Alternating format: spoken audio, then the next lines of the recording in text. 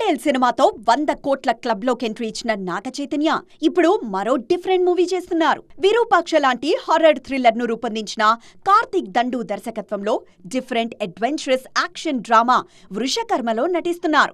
ఈ సినిమాను భారీ బడ్జెట్ తో బిగ్ స్కేల్ లో ప్లాన్ చేస్తున్నారు.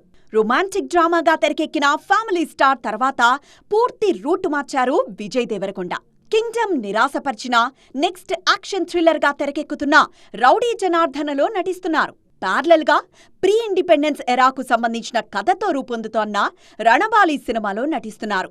యంగ్ జనరేషన్ లో ఇలాంటి ప్రయోగాలకు ఆద్యుడు నేచురల్ స్టార్ నాని. నటుడిగానే కాదు, నిర్మాతగానూ తన పర్సనాలిటీని చూపిస్తున్నారు నాని. దసరా, హిట్ 3 లాంటి సినిమాలతో వర్సిటైల్ యాక్టర్ అనిపించుకున్న natural star next movie The Paradise ను భారీగా ప్లాన్ చేస్తున్నారు. ఇప్పటివరకు వచ్చిన పారడైజ్ అప్డేట్స్ సినిమా మీద అంచనాలను పీక్స్ కు తీసుకువెళ్లాయి. మరో యంగ్ హీరో నిఖిల్ కూడా ఒక్కో సినిమాతో తన స్పాన్ పెంచుకుంటూ పోతున్నారు.